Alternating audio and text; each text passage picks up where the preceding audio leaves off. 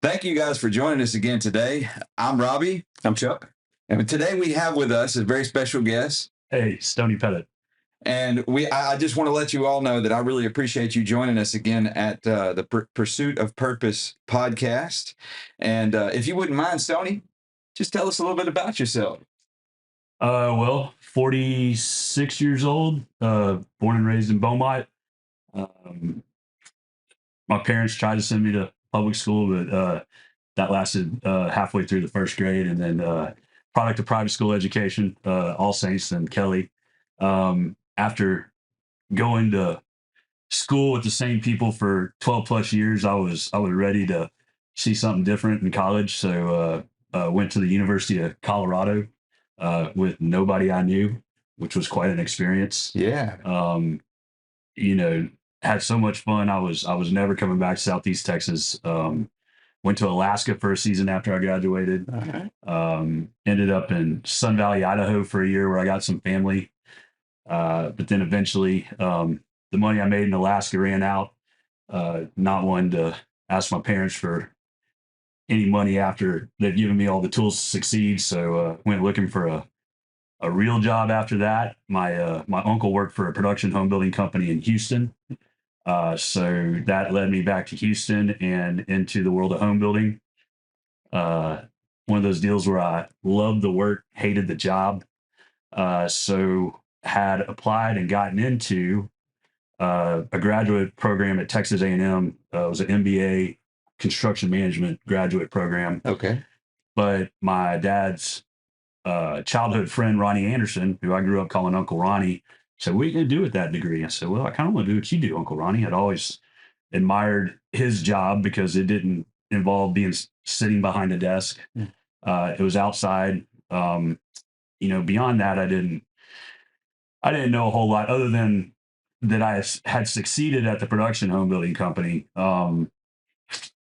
Building houses, being organized, things like that.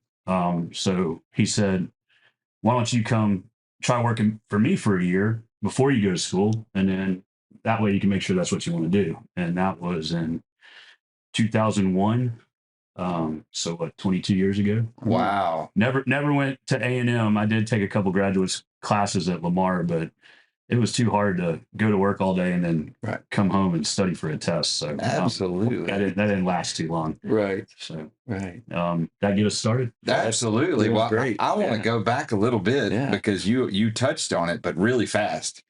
So, if you wouldn't mind, what did your parents do when you were a child? Like So I jokingly tell everybody I'm the black sheep of the family. I am the only one of my immediate family that's not an attorney. My mom and dad were both attorneys. My younger brother's an attorney. I think this may be a common theme throughout today, but I didn't know what I wanted to do with my life. I just knew I did not want to be an attorney. And there's nothing wrong with that at all. Not at all. So what was life like in the home of two, successful attorneys as a child? Well, so they worked together. And so work was, often a topic of conversation at home, which is probably what turned me off. It was like Charlie Brown's teacher. We'd be sitting at the dinner table and they'd be talking about something, and it was just like, I just, just being a stubborn kid, just totally tuned it out. But both my parents were really well known in the community for what they did. My mom especially. And that had some crazy, effects in my childhood. She was a family lawyer, so she represented people in divorces. And again, my joke as an adult was I was either the all-star of the baseball team or I rode the pine the whole time, depending on what side of the case my mom was on. But anyway, proud of them, proud of what they've done. They've both been retired for quite a while. My brother is an awesome attorney too in Houston. Really respect him as well. So those are just kind of some childhood things that didn't really translate into adulthood. But it was it was always there. It was present. Sure. So what was discipline like, if you don't mind? What did they? I mean, did you get spankings? Did you get grounded? What was it like when you did? As you said, you were the black sheep. I'm sure you experienced some punishment. What was that like? Definitely got spankings. Both my parents worked. So my brother and I, this is, kind of like the good old days, right? Yeah. We tore around the neighborhood. We had Miss Galindo, who was like a grandmother to me. She cleaned our house, but also was a nanny to us from the time I was, I think, 2 years old. Um, and and so, my brother and I pushed the limits with her. And, when she called, she was Hispanic. We joke about it in my family all the time. She'd call my dad, Mr. Petty, Mr. Petty, they are killing each other. Me and my brother be duking it out in the front yard. And when my dad came home, boy, things changed. And there was nothing quite like that leather belt clearing. Oh yeah, clearing those belt loops. You knew you were in trouble then. So definitely discipline there, not in a bad way. No, man, discipline's good. Yeah, grounded. Occasionally, frequently, maybe. Yeah. An allowance. Now that I'm raising my own kids, really began to see, some of the lessons that they were teaching me that I didn't even know I was learning. Absolutely. So you're pretty strict. But I think all for the better. Yeah. No, that's great. That's great. And the reason I asked that question is that we'll get to some other things in a moment, but we find a common theme among people who are driven, motivated, in that they came from a childhood of structure and discipline. And that's why, because you just said, I didn't really know what they were teaching me in the moment. Yeah. But now I get it. Yeah. One particular punishment was they had this white rock patio area where my dad did all his drilling, and there was no weed barrier underneath it. Now, as a home builder, I know you put a weed barrier under that. Right. When we were really in trouble, we'd have to go pick all the weeds out of that. Yeah. Right. Oh, that was like the worst punishment. That was monotonous and terrible and hot. Right. Nothing fun about that. Right. And you couldn't, you'd have to squat because you're not going to kneel on a bunch of rocks. So you're having to bend over. Oh, that was a good punishment. Yeah. Oh, yeah. I don't know if Dad intended that, but that worked out pretty good for him, didn't it? Well, I think there was a lot of intention there that didn't realize, that there was at the time. So, Yes. Yeah. And so, and to being a dad, so if you don't mind, how many children do you have? Kind of our range? Sure. I got 2 girls. My oldest one's 9. My youngest one's 6. Best thing that ever happened to me. Just watching them grow up. They're so different, and they're not different in the ways that you can't paint one of them in a box. Like my older one is definitely more tomboyish, likes to kind of get dirty. She's interested in things that I would typically say guys would be interested in. I mean, she wants to be an archaeologist. We watched Indiana Jones the other night. It was awesome. Yeah. But she's shy, and she's deliberate about what she does. She will stand back and make sure she knows what's going on before she jumps into anything. Which I would, probably put in a more, feminine box, right? But now my younger one, she wants to put on high heels and lipstick and then karate kick you in the face with them. I mean, she is just a ball of crazy energy. She doesn't look both ways before she does anything. She jumps right in. So you got the thinker and then you got the impulse. Yeah, but the impulse is girly, and the thinker is a little bit more tomboyish, but certainly, still all girls. Absolutely, which, we have daughters, all 3 of us do, and it just steals your heart. Yeah. But it sounds like you're already being able to see, man, they're becoming some cool things. They're going to become these beautiful people. 100%. Yeah, no, they what a thrill. Every day too. Every day you see something in them that just makes you go, golly, it's awesome. Can't wait. Yeah. So yes. Yeah. But so they're still at those late elementary. So we got a long time to make a lot of memories. Well, you can't talk to anybody about raising kids without telling you better take advantage. It'll happen like that. So I mean, even getting to the 1st and 4th grade has been a quick ride. What they say, long days but short years. Is that how it goes? That is. I do like that. So you're married? Married since 2008. Just celebrated our 15th wedding anniversary this summer. All right.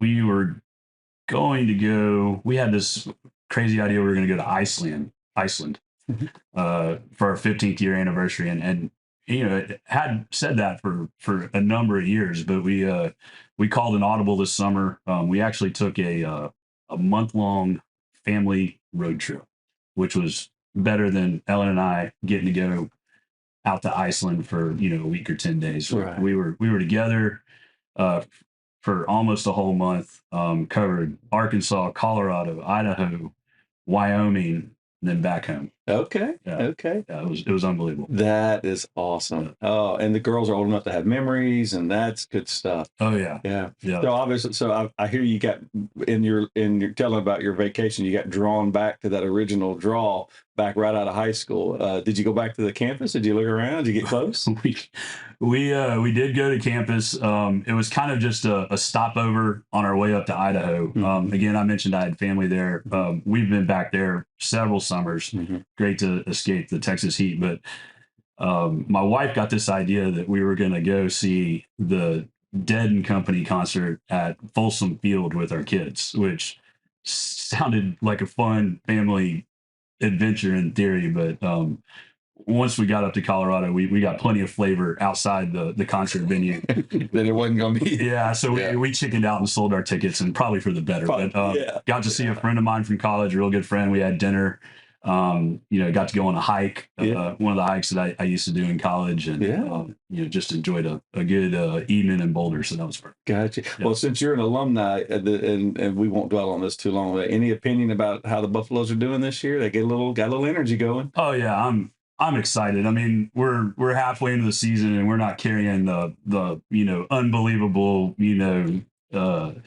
once in a lifetime history season that I think everybody hoped was there. But I mean, we were 1-15 last year. So, winning 4 or 5 games already this season. It's great. And, everything I learn and hear about Deion Sanders seems really positive. And so hopefully he's there for a while, and we're going to build a strong program and get back into the national contention. But there you go. Yeah. I've been there before. Yeah. Well, when I was there, and I guess 95 through 99, we had just won the national championship a year or two before. And we were always kind of top 10, top 25 while I was there. It was a big deal. Right. Yeah. Right. Well, as a builder, as a businessman, it takes a lot to make that happen. So like you just alluded to that, if you will, man, you got to build it. It's not, you're just not going to wake up one day and it's there. So and somebody had the foresight to invest in Deion Sanders, which, again, from what I hear and read, has, paid dividends, and now they're back in national contention and kind of out in the spotlight. So hopefully they can build it up and deliver, right? Yeah, absolutely. Yeah, it's fun to watch. Yep. So coming back to closer to present day, talking about your career journey and your path and all that kind of great stuff, you mentioned about Uncle Ronnie. Yeah.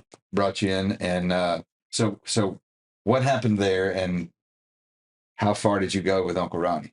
Sure. So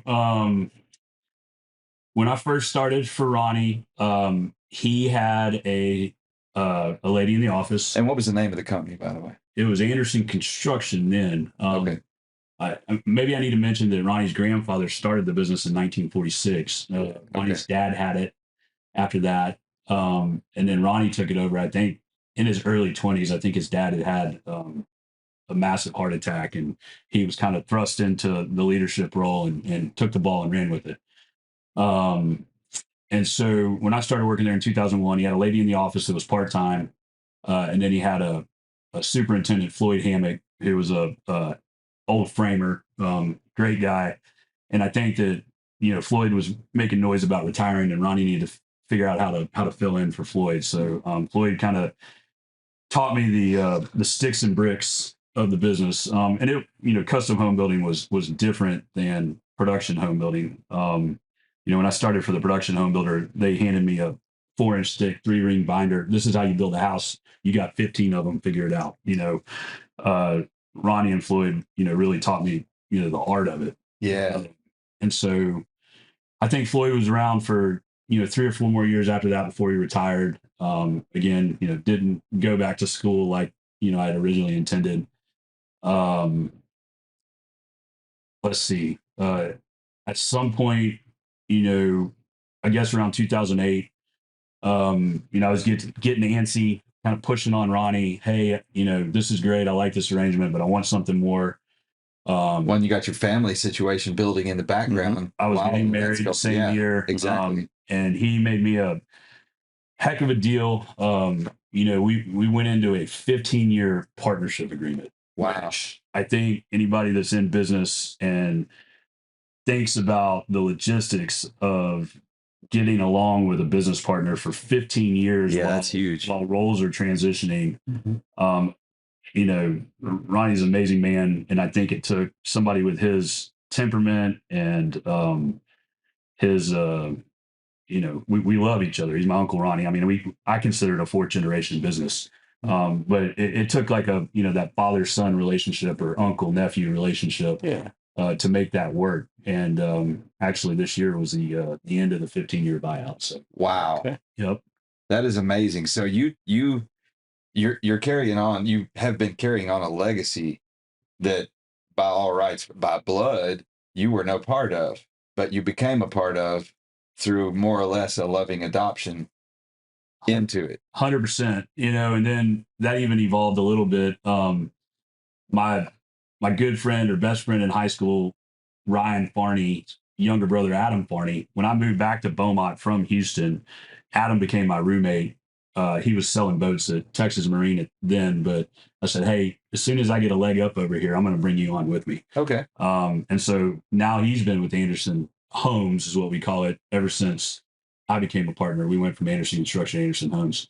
But he's been here for 12, 13 years and now a partner in the business. And, now soon to be 50-50 partners. So the legacy continues, and it's as close to family as you could get without being blood related. So what you're saying is you took the model that you and Uncle Ronnie created from him to you, and you're recreating it with another generation. Is that what I'm hearing? It is. Now our corporate makeup is different from where I started, but I think Ronnie's corporate makeup when I started was way different from his grandfather's and his dad's. I mean, I think Anderson Construction used to be huge. They used to have a lumber yard. They used to employ everybody that we subcontract today. I mean, it was a large company with a plumber, a painter, an electrician employed in that company, and they build the whole house with employees. Now, we have, when I started with Ronnie, it was him. He dealt with the customer. Me, I dealt with the subcontractors and the lady in the office handling all the bookkeeping and stuff like that. Today, we have, 3 ladies in the office. We had, as many as like 5 or 6 project managers, depending on how many projects we got going on. And then, of course, Adam and I have also started a second business a few years ago called the Anderson Artisans. Those are our kind of the labor side of the business. We, finding subcontractors and maintaining a relationship with mutual respect and loyalty is tough, because the subcontractors have their own ideas about what they want to do, and then we have our own ideas about what we want them to do. And one thing we saw was the art of finished carpentry kind of disappearing, in our marketplace and in our industry. I think the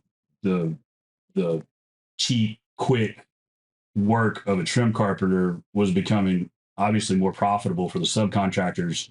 The other general contractors or home builders weren't requiring, the quality that I saw when I first started, and that skill set was disappearing. There weren't other carpenters learning how to do some of the more intricate details of trim carpentry, and so that was probably the major impetus for starting the Artisans was grabbing some of these old guys that we work with forever that were in the twilight of their careers, and then pairing them up with some younger guys and saying, hey, we want you to teach these younger guys how to do what you do, because nobody else is out there doing it.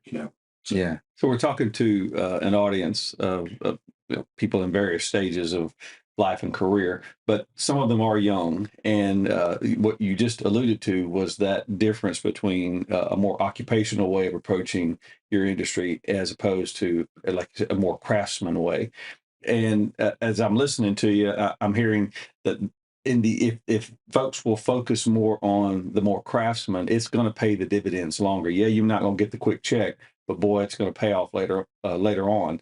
It seems like that's what you're pressing to come back to that? And maybe you can tell our audience a little bit about your motivation for keeping the craftsmanship rather than just getting the job. Well, our spot in the marketplace has typically been the higher end stuff, right? And we need those craftsmen to be able to perform the kind of work that is expected on the higher end custom homes. And so, if you are young and you are good with your hands and you do like woodworking, developing a skill set like that, it's one of those things like, I guess it'd be equivalent to a, doctorate degree on the wall. Once you have that, nobody could take away the fact that you went and earned that and that you put in the work to get that. And therefore you have a certain drive and skill set, because of that PhD or whatever. Same with, being a master carpenter. I don't know that designation is still out there. And I think the carpentry union, at least in our area, is dead and gone. But if you have the ability to do some of the more intricate details of finished carpentry, like say build a curved freestanding staircase, I mean, you've all of a sudden put yourself in a club of very few people around the country that still have the knowledge and the know-how to do that. Right. Apprenticing is something that has really taken off probably in the last decade in certain industries. I think in part because we have, a lot of returning veterans and who they come back with an incredible work ethic and some basic knowledge, but they want to gear toward industry. Houston has a big push toward this. And it seems like that would really favor, like you said, if there's a young person out there that's interested and maybe they were just tinkering in Papa's shop there for a while and realizing, man, I could really do something. And I'm presume in your industry, you have connections that like if folks were to contact you and say, if you're truly interested in that, I could connect you with this person. And then there might be some kind of opening for something like that for you to just come along and maybe on certain jobs and maybe nominal pay, but to get that skill set going. I think there is some room for that in our area. I think there's a lot more room for that in, say, some of the resort communities where people, of means do go build these unbelievable houses. This is just my opinion. But I think in our area, we rely so heavily on the industrial part of that. I'd love for somebody to say, yeah, I want to be a master carpenter and I want to come work for you and have one of these guys that have been there for 25 years teach me how to do it. But maybe you learn how to weld or something. I think that you probably would get paid a lot more doing that than being a carpenter. I'm not trying to discourage anybody. I mean, I want everybody should pursue what they love, right? But I think that in our area, there's a few high-end custom homes, but there's a lot more need for skilled industrial craftsmen. And from what I can tell and from what I see. No, that's a good assessment. Thank you for that. Well, what you're illustrating, though, is something that we see a lot of, and it's a growing trend. The vocational crafts are on the rise. Yeah. Jobs that require a necessity of a college education is not as prevalent as we believe they were, 15 years ago, 20 years ago. The vocational crafts seem to be becoming more and more needed, wanted. I agree with that. I mean, I can't speak expertly on it. I mean, I came from, 15 years ago, you needed that college piece of paper, or at least that was we believed it. Yeah. Yes. But you're right. I mean, I hear that and, and I guess, experience that at some level, like we hey, you want to apply for a job with us? We're, where you went to college and how well you did is not the first questions we're going to ask. Exactly. Yeah. Right. Yeah. Well, the amazing thing about you, and based on the story that you've told so far, is you actually started living a life of reinvention from an early age, and you may not have ever realized it, but I'd like to illustrate if you'll let me. So you were born into a house of lawyers, and you somehow decided that wasn't for you. So you instantly sought reinvention from your environment. And so much to the point that you decided, I will remove myself from this environment and go somewhere where I can seek my purpose. Your trip to Colorado is that illustration. Yeah, I can see that. You know, as far as pursuit of purpose, I wish that I was more intentional about what I did in college. I struggled with what I was going to be and what I wanted to do with the rest of my life. I mean, maybe I still struggle with it a little bit, but But that's normal. I mean, there's Yeah. nothing wrong with that. Yeah. The point I was making with that is that it's not always about the purpose. It's about the pursuit. And that's what you were doing. You were after something. You didn't even know what you were after yet. Would you disagree with that?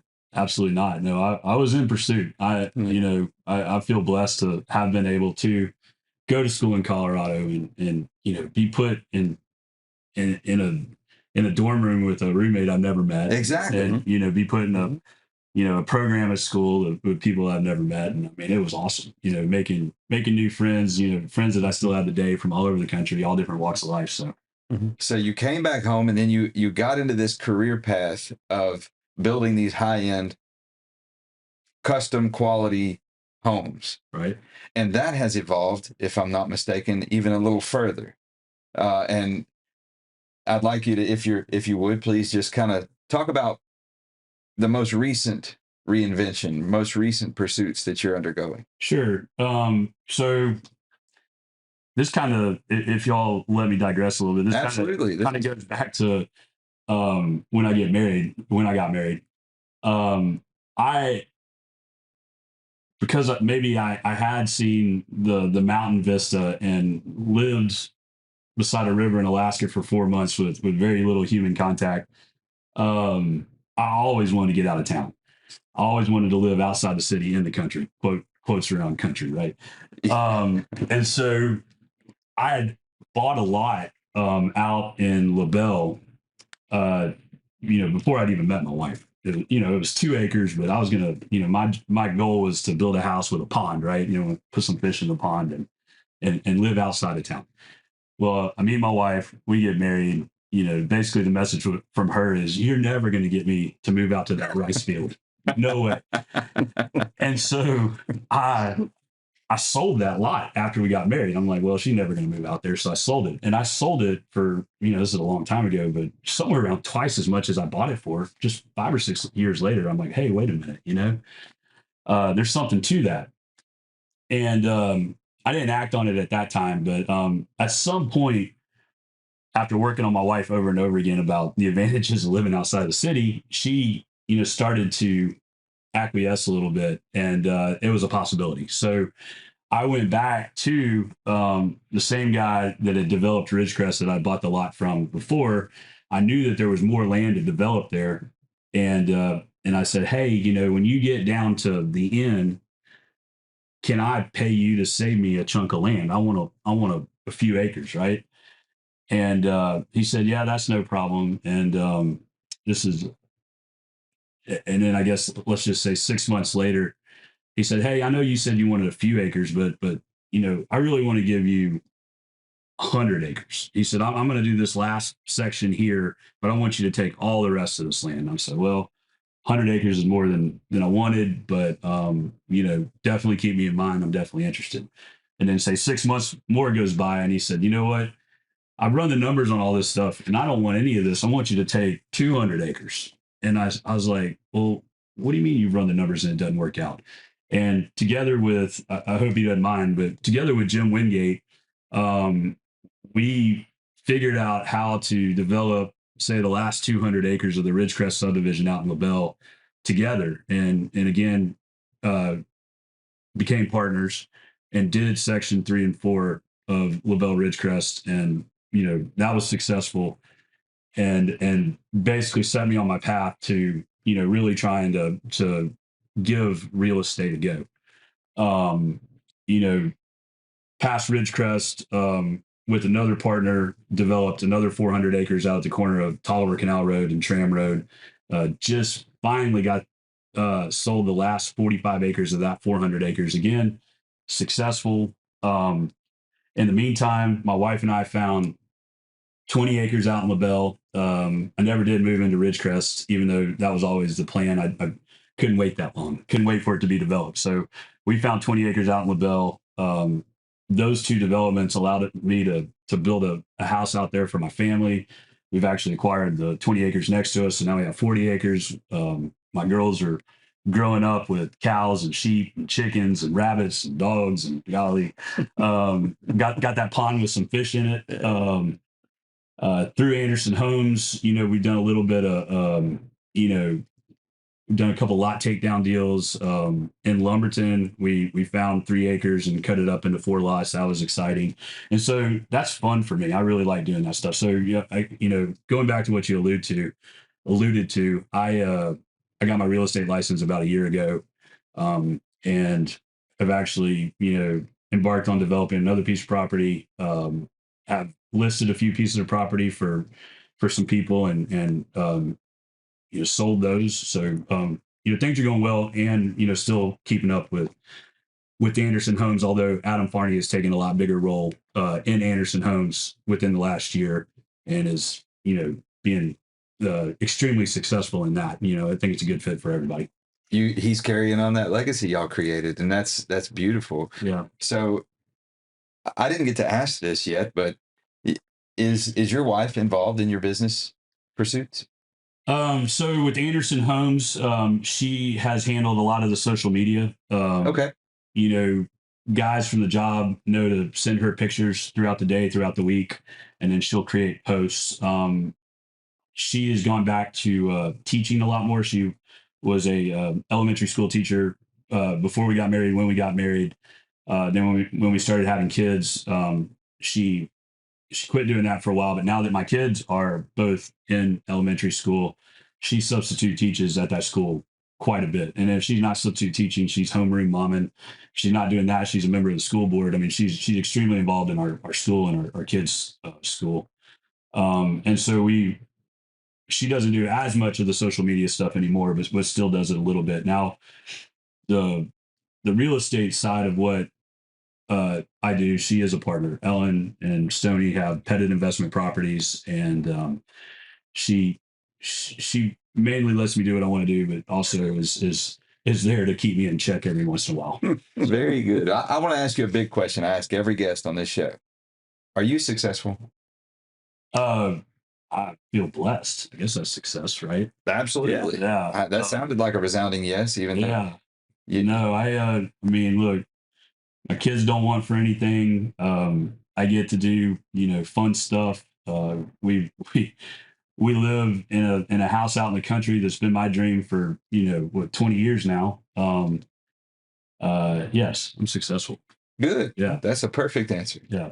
And so by contrast, what are your thoughts on the ever presence of failure in people's lives? How do you handle that particular thing? Probably not very well. I'm sure it's okay. God, you just got to keep trying, right? Yeah. Is it a good or bad thing to have failure from time to time? This is you guys' department. It's got to be a good thing, right? Because if you never failed, then you never knew what you were capable of. If you hit a brick wall and you got to dig deep to go over it, go through it, or go under it, you realize things about yourself that if you'd have hit that brick wall and turned around, you never would have known. There you go. Yeah. So going back the now decades that you've been involved with your pursuits and your industry, I presume you could look back and say, I see several opportunities that there was no quit. I was going to get on the other side of that wall. Yeah. I sometimes I don't know if that's I'm stubborn, right? I'm nobody's going to tell me no. And if you do tell me no, it's going to make me want it even more. Try absolutely harder, right? And I think that's probably a positive thing most of the time. I think you got to check yourself every once in a while. Sometimes there's a good reason why you got told no, right? That's right, and that's why you have an awesome wife. Yeah. And then these little mini me's with y'all's faces, they're going to be just like that. Oh yeah. Yeah. Which is going to be great for us, right? That's the most humbling thing I think about being a parent. It's like, oh my word, there I am.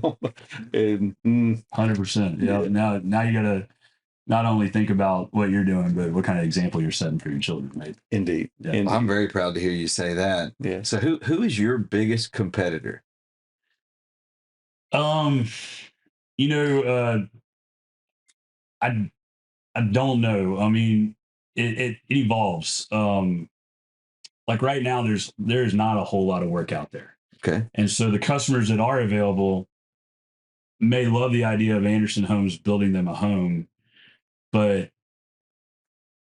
probably have, budget constraints. Interest rates are higher than they've been in a long time, right?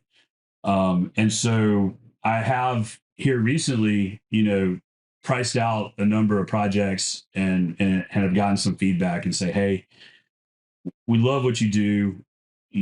What you've done so far up until this point has been professional. We know you would do a good job, but we just can't afford to build a house like this. And I could go into more about what a house like this is, but I think thinking out loud here, my biggest competitor is that I think most of the marketplace in our area, it's probably gonna get me in trouble with a lot of people, still build a house with the same mentality, same components, same mindset as we did 30 years ago. And that's less expensive. But I've continually tried to improve on those methods. And I'm not reinventing the wheel. I think most of the rest of let's take those resort areas I mentioned before. Those houses are not built like they used to build them in the 80s. Oh no. There's a huge difference. And I guess I'm going to quit talking around it, but we build a house today that is 98% tight. 15 years ago in the building industry, somewhere around 2010, there was some government oversight. They started making windows and doors a lot tighter. Air couldn't blow through them anymore, no matter how much. And so we started putting these windows and doors on our houses where the envelopes weren't tight. And what was happening was, air was moving to those doors and windows like they always did. But then because they couldn't get through the doors, they were moving around the doors. And there was a buildup of moist air coming around those doors. And if you had certain things like, cabinets on the wall around the windows and doors, that was acting as a vapor barrier, and air that was moving through your loose envelope around those windows and doors was building up on the backside of the cabinets and creating mildew, mold, whatever you want to say, the bad M word, right? And so I hated that. I hated having to come back and fix stuff on the house. So, just continually tried to build a tighter and tighter and tighter house. And I think, knock on wood, the last few years we've landed on this method where we test the house at the end and it's 98% tight. And we don't have that moist air buildup that moves through our house anymore. And I can't say the same for the rest of the marketplace. Maybe they have their own methods, but I think that's still a problem with a lot of the construction in our area today, and that's what puts my price point higher than a lot of my competition. Well, if I could be so bold, sure. It sounds to me like you constantly compete against yourself because you're not really worried about what everybody else is doing. It sounds to me like you're constantly trying to make your product better, irrespective of the market. Well, I mean, and it makes it sometimes feel unfortunate that your product is it may be priced a little higher than the next guy, but it's different because the result is different. The result is different, and it is different.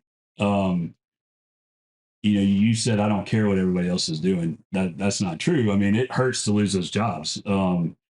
Absolutely, I didn't mean it. Yeah, and so I guess in some respects, I wish there were other builders in the community that took on that next step, that wanted to build that house that tight, so that I wasn't the only one sitting out there doing it like this. Where I think it's probably a common perception in our area that Anderson Homes is too expensive, right? Well, pay now or pay later, right? I think we tell our customers that the longer you live in our house, the more money you're going to save. And at some point, you're going to save more money on this house that you haven't had to cool. No question, our electric bills are half as much as the same house built the other way. And then, because the moist air runs through those houses, it breaks down all the components of the house a lot quicker. So there's less maintenance on our house. Most houses in our area today are still built with a vented attic. So you got your furnace and your water heater up in the attic. 98% humidity in Southeast Texas is running, across those appliances up there. In our house, that attic is encapsulated. It's air conditioned space up there. No question that your water heater, your heating unit up in your attic is going to last a lot longer than one of our houses. That makes sense to me. So anyway, and then God forbid you do have some sort of mold problem, and you got to do some major renovation work. That'll eat into whatever upfront cost you didn't pay. Real quick. So it's pretty obvious that the seasonedness that you and of course your uncle before you brings all these years of experience. So you can sit down with a potential family that looks to build and say, and you can basically walk them through all of the reasons to put resources now into what they'll have all these many decades later to pass to their family and such that they may not consider. I mean, they drive the neighborhoods and they look at finished product, but they don't really know past what they see from the curb. And you're able to kind of break that down for them. And one of our questions, in which you really answered very well, but a little prematurely, is what sets you apart. And that to me was evidence that I'm going to look to do it better, even though that may cost a little more because you can see the energy and effort and material going into it, but look at what you're going to have in the end. And one of the things we often do when people solicit us for our skills as coaches and counselors is, what are you worth to you? And when people start to value themselves and thus their biggest investment, which is arguably likely going to be their home, then all of a sudden it kind of starts making a little bit of sense. And if they desire it, they'll find a way. Do you find that they find a way? Some definitely try. I definitely get through to some. I definitely don't get through to all. And I'm not saying, look, some of these guys are my friends, right? And they don't build bad houses, and they're not bad people. They're great people. Absolutely. Some people are going to be happy. A lot of people are going to be happy with that. It's a new house. It's monumentally better than the house that they moved out of that was built in 1950. Even if it's less than what I'm doing, it's going to be something that they appreciate and enjoy and are able to build memories in. But we call it a Anderson Forever home. We're trying to sell to those people, because I'm taking my own experience, right? I've always dreamed about living in a house out in the country. I want to raise my kids there. This isn't a stepping stone for me. This is the end product. And that's what I'm trying to get through to people, is like, hey, if you really want to live in this house forever, you're ultimately going to save money. If that's your biggest concern building with us, you're ultimately going to save money having an Anderson Forever home than you are, going the less expensive route up front. So, right. Anyway. Well, I got to tell you, man, I mean, I'm impressed. I learned something today about all the forethought that you've put into building these homes and all the experience that you've, like, line upon line built on for building future advantages into every step of the house. I never thought about that, about the attic. I mean, that's one little detail that may seem small and insignificant to others, but man, every one of those little things, you may spend a little more in the front end, but my goodness, you're going to save a ton of money in the long run. It's a much better constructed house. Again, I don't want to get in trouble with some of my peers. But no, not at all. Not at all. And I appreciate that you said what you said about how their houses are great too. And there's nothing wrong with the way they're doing it. That's why yours cost what they cost. You're at the price point you're at. That's your market. And I appreciate that. Yeah. That's really good. Someone once said to have longevity, in your career is to be a student of your craft. And athletes, we talked about athletes earlier, and those that went on to have these 10, 15-year careers in an otherwise a difficult sport like football. Well, eventually they learned how to take care of themselves, and not just physically, but they work in the game, learn the game, finding all their better ways. Like a guy like a Jerry Rice, how did he have a long and fruitful career? Was because he became a student of the craft. And Larry Bird and other guys like that too. And so it seems like that's once you got into it, that mind went to working. And then maybe in the beginning you were in catch up to where my uncle is mode. But then, boy, you just went right past that, and stayed up with all the materials and other things you could bring to your customers. Yeah, always trying to be better. Yes. Yeah. Yeah. Always trying to, if we made a, mistake on the last house, we're not, don't make it again. Right. Like learn from that. So, well, it sounds like also you put your entire being into this. Like you immersed yourself so far into this that there's not an aspect of it you're not familiar with. That's what it sounds like to me. I mean, a lot of guys get into a journey of a particular field, whatever it may be, because they want to make money. Right. Right. And of course, we want to get paid for what we do. We want to be compensated, for our time. But you took this on more as what sounds like more as a mission, more as a life's work in your journey than maybe maybe it's a little bit more selfish than that. I didn't want to have to come back and fix problems on a house after I finished it. Like there's nothing wrong with I didn't want to, I couldn't understand why these new houses were having problems, and that probably was the impetus for me trying to eliminate those issues. Yeah. But I do put all of myself into these things that I do, for better or worse. You get your heart broken sometimes, but well, you've got a lot of humility. But what I see sitting on this side of your eyes is when you begin to talk about that stuff, you get a light about your face, and I can tell that you have passion and drive, and it's in you. So you put yourself in it. Yeah. So thank you. Yeah, no, thank you, because that's what we look for in a guest, and you displayed it with flying colors. So we're kind of drawn towards the end of our discussion here today, and you've been an amazing guest, and we appreciate you. Mm-hmm. In your endeavors, like with Anderson Forever Homes and Anderson Custom Homes and Artisan and the things that you're doing, are you hiring right now? Are you looking for anybody? Are you in need of help? I'd love to tell you that we are, and we're always looking for that superstar, but there's definitely been some pullback in the market, and so no, we're not hiring right now. If somebody is dreaming about building custom homes and loves what we do, I'd love to talk to them. But we're trying really hard to make sure that we're keeping the people that are employed with us employed, and we're trying really hard to land jobs. We've had a really fortunate last couple of years, and that's going to carry over a little while, but we definitely need to have some big projects backfilling what we got going on right now to keep the momentum going. So until we get that, we probably are not actively hiring right now. But that's okay. Yeah, that's okay. And I also hear something in your whole story. You appear to me to be a person who operates with integrity in your business life and in your personal life. You seem like a man of character and a person who operates with integrity.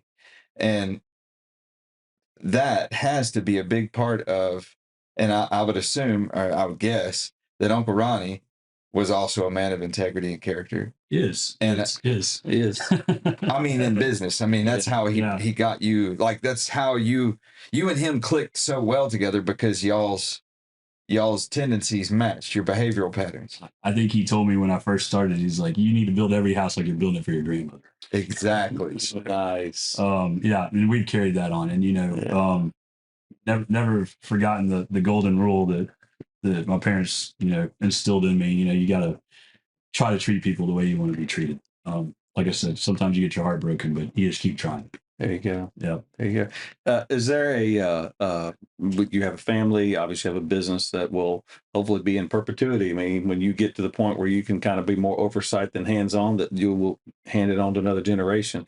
Is there a legacy you'd like to leave? Stoney's legacy. I'd say look back like they're looking back at your uncle, you do today. They're looking back at you, say, I'd like to be known as. We may have to edit here. I don't know. My legacy. I mean, I want to, gosh,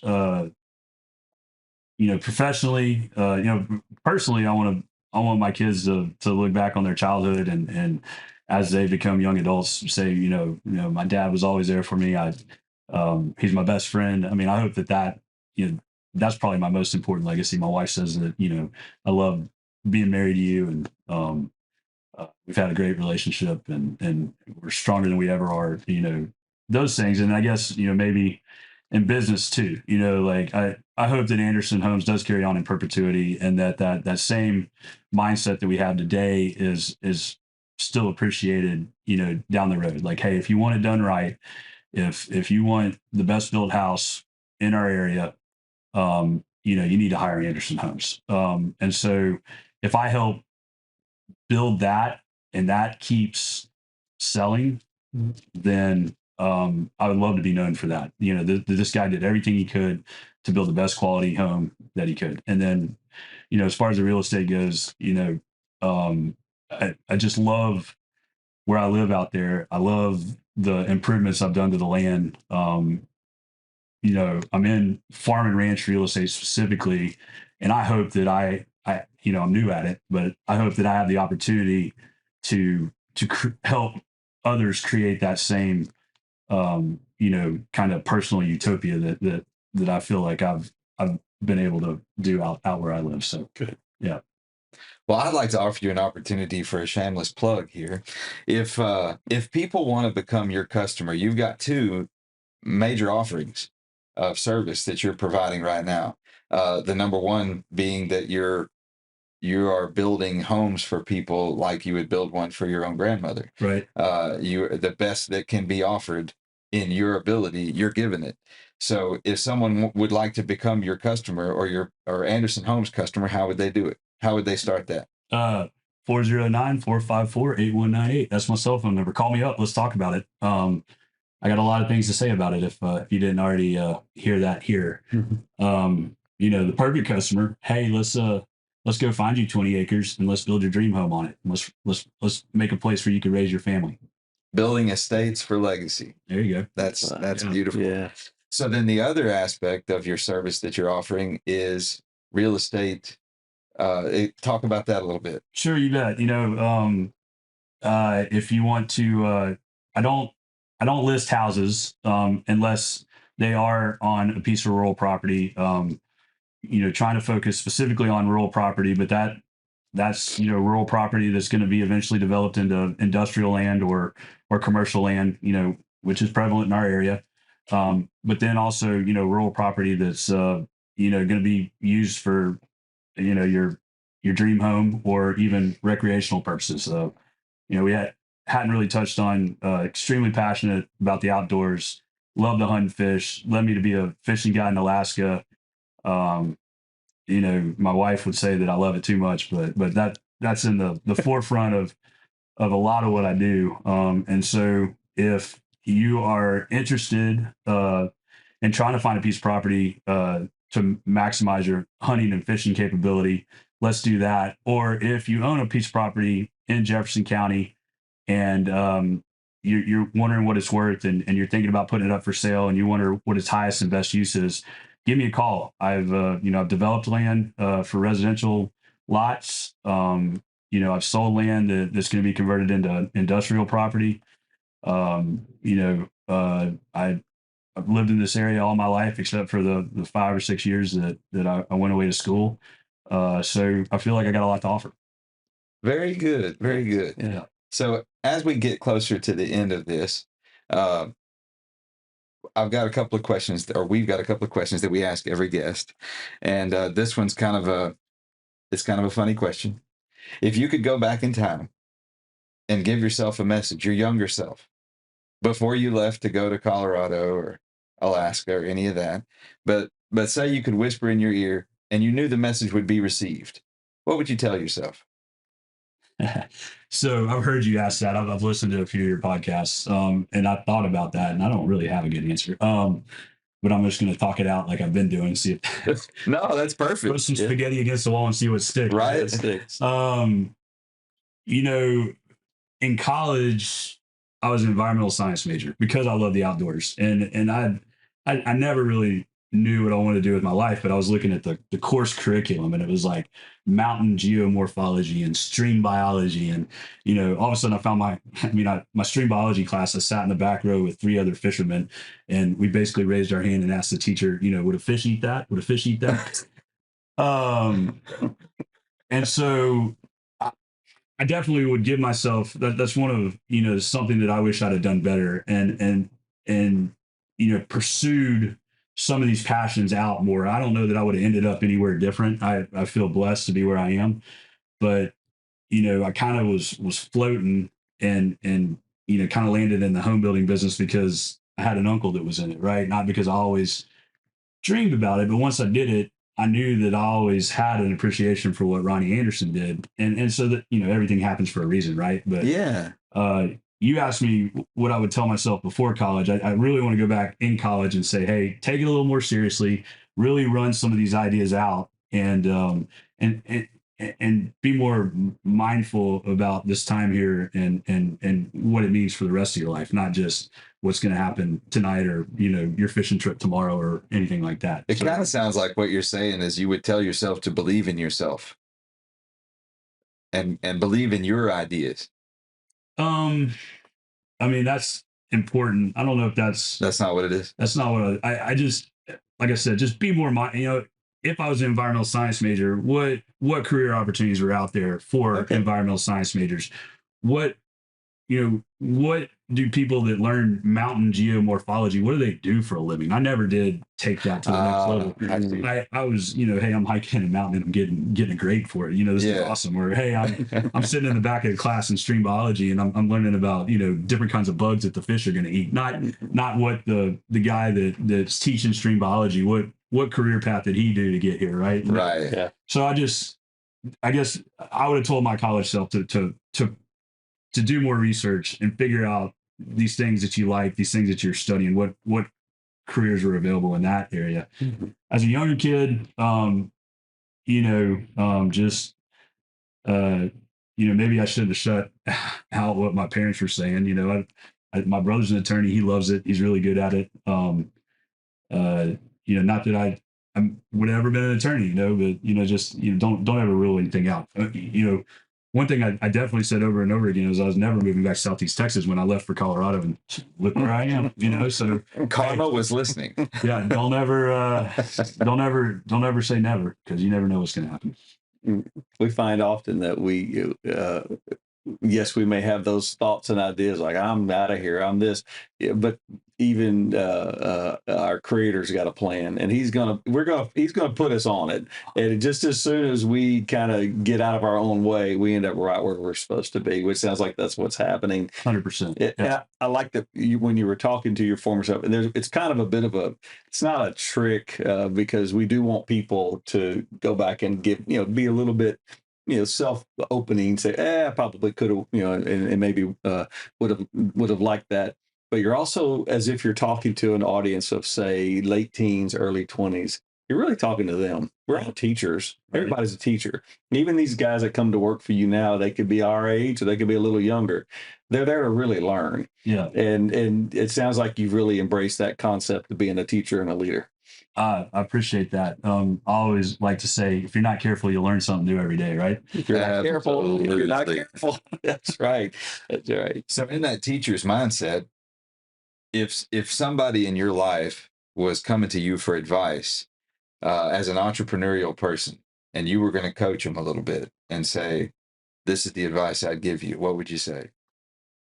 Put your big boy pants on. Show up every day. Keep trying. Nobody else is going to do it. You're it.